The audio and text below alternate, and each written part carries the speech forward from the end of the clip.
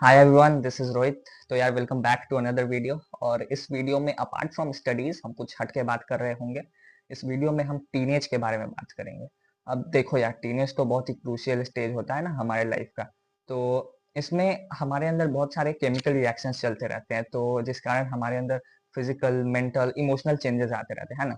तो यार मैं भी एक टीनेजर हूँ और in about 2 to 3 years I will cross this teenage. लेकिन अभी तो मैं लास्ट स्टेज हूँ अपने टीनेज के। तो लास्ट स्टेज पे तो हम मेच्योर होते जाते हैं ना। लेकिन वो जो अर्ली स्टेज ऑफ टीनेज होता है वो बहुत ही क्रूशियल होता है। उससे हमें बहुत कुछ सीखना चाहिए, क्योंकि वो जो अर्ली स्टेज ऑफ टीनेज होता है उस समय हम इमेच्योर होते हैं। जिस तरफ हवाओं का रुख होता है उसी तरफ बढ़ चलते हैं।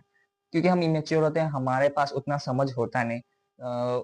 उसे एक बचपना भी कह सकते हैं ना। लेकिन वो जो चेंजेस हमारे अंदर आते हैं वो उस एज में हमारे इन्वायरमेंट, हमारे सराउंडिंग्स का कैसा माहौल है उस पर डिपेंड करता है। उसके हिसाब से हमारे अंदर भी चेंजेस आते हैं ना। हमारे एल्डर्स भी कहते रहते हैं कि ये जो एज है यही एज होता है बढ़ने या फिर बिगड़ने का। अब जैसे कि मेरे स्कूल के एक हिंदी टीचर होते थे, वो हमेशा कहते रहते थे कि ये जो एज होता है ये बिल्कुल उस कच्चे मिट्टी की तरह होता है जिससे दिया या फिर कोई बर्तन बनाया जाता है। क्योंकि जब तक वो कच्चा है तब तक हम उसे कोई भी शेप दे सकते हैं और किसी भी मतलब स्ट्रक्चर में उसको मोल्ड कर सकते हैं, है ना। लेकिन जब वो एक बार पक जाए तो उसको हम कितना भी ट्राई कर ले, हम उसमें कोई भी चेंज नहीं ला सकते और अल्टीमेटली अगर हम ज्यादा उस पर फोर्स करेंगे तो फिर वो टूट जाएगा, है ना। तो टीनेज भी कुछ इसी तरीके का है। तो सेम चीज हमारे टीनेज पे भी अप्लाई होती है ना। जब तक हम मतलब उस टीनेज के अर्ली स्टेज पे हैं तब तक अगर हम अपने अंदर वो पॉजिटिव चेंज लाते हैं तो हम उसी डायरेक्शन, पॉजिटिव डायरेक्शन में चलते जाएंगे। लेकिन अगर इसी एज में हमारे अंदर कोई निगेटिव अगर सराउंडिंग से, सपोज इन्वायरमेंट से अगर कोई निगेटिव इम्पैक्ट हम पे पड़ा, तो हम कहीं ना कहीं उस निगेटिव डायरेक्शन की तरफ बढ़ चलते हैं। और उस नेगेटिव डायरेक्शन में चलते जाते जाते हमें बाद में जाके कहीं ये रियलाइज होता है कि ये कहाँ आ गए हम, है ना। क्योंकि अ, वो एक कोट है ना कि if you are on the wrong train then jump out of it to the nearest possible station. क्योंकि आप जितनी दूर उस गलत ट्रेन में चलते जाओगे, रिटर्न कॉस्ट ऑफ रिटर्निंग आपका उतना ही महंगा होते जाएगा। तो हम जितनी जल्दी इस चीज को रियलाइज करें और जितनी जल्दी उस गलत ट्रेन से उतर जाए यही हमारे लिए बहुत अच्छा होता है ना। आज मैं ये वीडियो इसलिए बना रहा हूँ क्योंकि I saw few school students who were smoking in the corner and I was like यार, किस डायरेक्शन में जा रहा है यार ये जनरेशन। उस चीज पे क्लियरली लिखा हुआ है कि ये this can kill you, but still you are, it only means that you are giving importance to your bloody temptations then yourself. आप खुद को इंपॉर्टेंस नहीं दे रहे हो, आप अपने ब्लडी टेम्पटेशंस को इंपॉर्टेंस दे रहे हो। आप खुद को इंपॉर्टेंस नहीं दे रहे हो, आपका लाइफ मैटर नहीं करता है, आप उस अपने टेम्पटेशन को इंपॉर्टेंस दे रहे हो। अब देखा जाए तो इसमें उनकी भी गलती नहीं है। अब ये कोई मिलेनियल जनरेशन तो है नहीं कि जहाँ पे हमारे पेरेंट्स हमारे पे हम पे फोकस कर रहे हैं।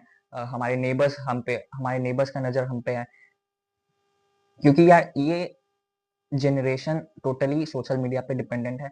यहाँ हर कोई बिजी है और सोशल मीडिया पे हम क्या कंटेंट कंज्यूम कर रहे हैं, किन लोगों के कांटेक्ट में है और किन चीजों से इन्फ्लुएंस हो रहे हैं, हमारे पेरेंट्स को भी नहीं पता। तो एज अ कंटेंट क्रिएटर ये हमारा भी फर्ज बनता है कि हम एटलीस्ट हम ट्राई करें कि उन टीनेजर्स को एक सही डायरेक्शन देने का काम। तो ये कुछ चीजें हैं जिन पे हमें इस एज में ध्यान देने की जरूरत है। लेकिन इस एज में तो लगता ही है कि भाई उन्हें क्या पता, हम ही सब कुछ है, हम ऐसे हम वैसे। अरे रुको भाई, तुम्हारे पेरेंट्स, तुम्हारे टीचर्स वो तुमसे ज्यादा मेच्योर है। वो एटलीस्ट इतना तो जानते हैं कि तुम्हारे इस एज में क्या सही है और क्या गलत है तुम्हारे लिए, है ना। अब अगर फिर भी तुम नहीं समझे तो फिर वक्त तो सब कुछ सिखा ही देगा। इस एज में हम दूसरों को देखकर जल्दी इन्फ्लुएंस हो जाते हैं, वो क्या कर रहे हैं, वो क्यों कर रहे हैं, वो ये कर रहे हैं तो हम भी वही करेंगे। अरे रुक जा भाई, तेरे लिए क्या सही है क्या गलत है ये तू पहले डिसाइड कर लेना, दूसरों को देखकर क्या इन्फ्लुएंस हो रहा है। But yes, at the same time ये एज बहुत ही क्यूरियस एज है। ये हम इन टोटली इंथुजियास्ट होते हैं। हम खुद को नए एक्सपीरियंसेस लोगों के कांटेक्ट में लाते हैं, हमें बहुत कुछ सीखने को मिलता है।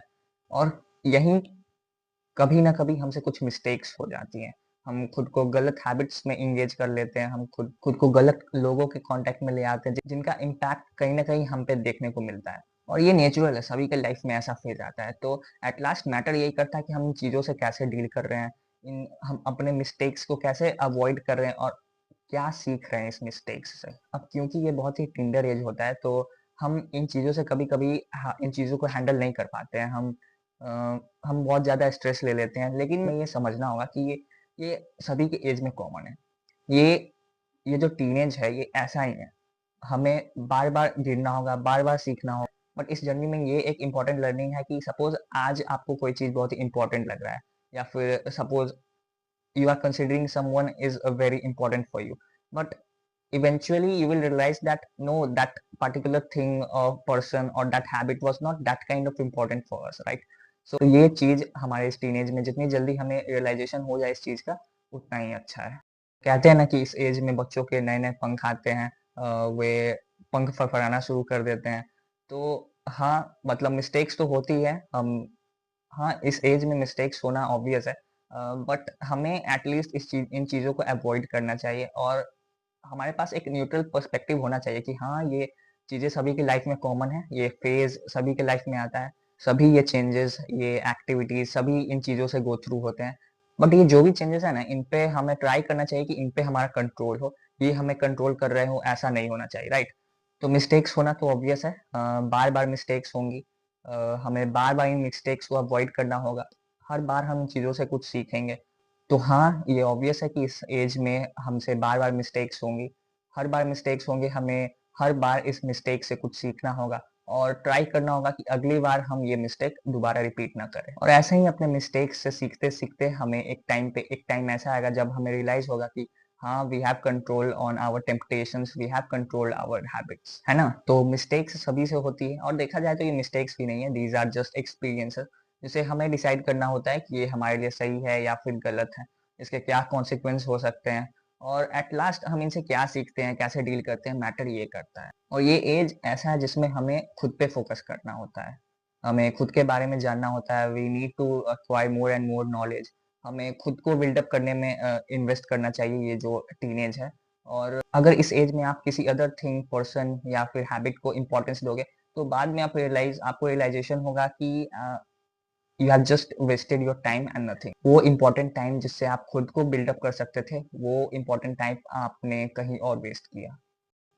तो यार अल्टीमेटली एट लास्ट सिर्फ तुम ही हो खुद के लिए, तुम हर बार गिरोगे और तुम्हें बार-बार संभलना होगा और खुद को सँभालना होगा। तो यार यही कुछ चीज़ें थी जो मुझे शेयर करनी थी। So if you like the video, then please subscribe to Radiate with Rohit for more videos. Bye.